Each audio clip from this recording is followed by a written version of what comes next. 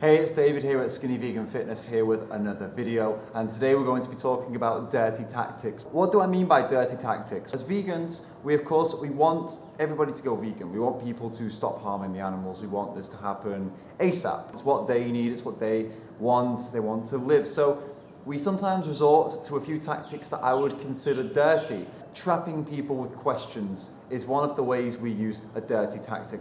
Do you love animals? They say yes. And then you say, well, why are you not vegan? That's a trap. You might think that that is very good and effective. Maybe you see Earthling Ed, Joey Carbstrong, James Aspie. They do this and it goes pretty well. People comment and say, wow, I never thought about that. And the vegans are very excited and they'll say, wow, that was really good. You really showed them, you really told them what was what. Let's consider the individual themselves. Do you think that really made them question and really made them go vegan? Or do you think it more pissed them off? My vote is that it probably made them angry. It probably pissed them off. If you don't have millions of subscribers and viewers, then is that really what you want to be doing with every conversation you have? It's a dirty tactic, and yes, it can work, but we can do better. A more effective way of connecting with one individual is to ask them open questions, questions they can give an honest answer to without a trap set up for them. How do you feel about animals? They could say, I feel indifferent, I love animals, or I hate animals, whatever. Let's get the honest answer from them. What do you think about vegans? What do you think of veganism? Let's find out what's going on in their mind. Let's not try and trap them, because that's not an honest conversation.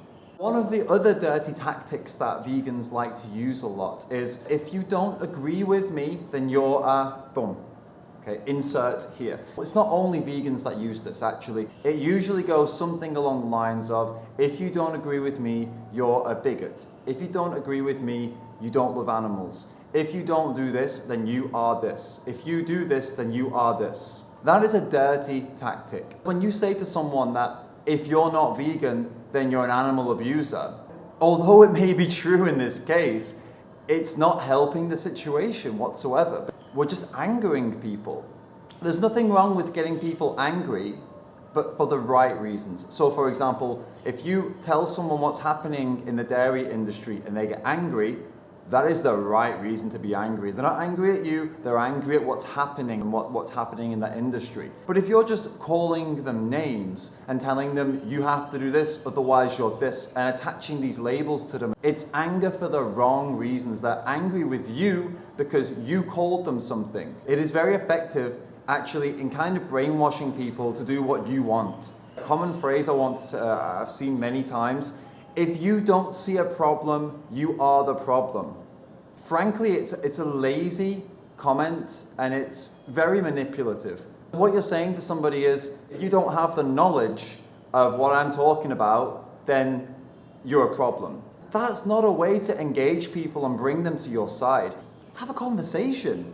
Let's not use these dirty tactics that guilt trip people and make them get angry. Why are we doing this? Why use these dirty tactics? We can do so much better. We can have far more reaching consequences of these conversations. Consequences that will go on and on and on. People will change their minds and change their hearts if they engage with you, because you have the power to engage with people on a level that is deep and meaningful. You can really touch someone.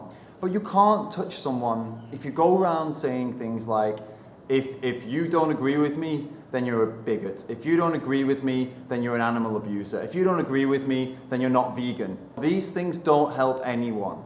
They just serve to help you and your ego.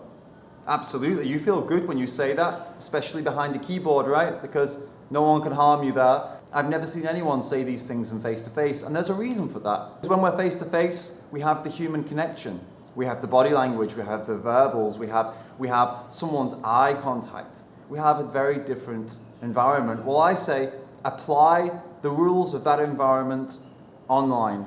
Everything I've said here applies for online and face-to-face. We're aiming to engage. We're aiming to touch someone's heart. And also, we are aiming to change their mind in a logical, rational sense too. When we're talking about the animals, we want to trigger some anger. We want to trigger some guilt. We want to trigger some sadness, of course, because these negative emotions change people. We have to do it in a productive way. And that productive way is informing them, discussing what's happening to the animals from their perspective, from the animal's point of view, the animal's perspective. How is it for them? What can we do to change it for them? How can we create a world that they can live peacefully in without suffering?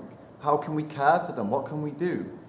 These are the types of questions and conversations that are going to lead to big changes in people. Shaming, blaming, and attacking, as fun as it is, and as right as we are, and as right as you are, it is not the most effective way to have an impact. Let's put these dirty tactics out. Let's switch them for some good tactics, some tactics that are not dirty, that are clean tactics. Tactics where you're just talking, you're encouraging, you're explaining, you're discussing, you're asking questions.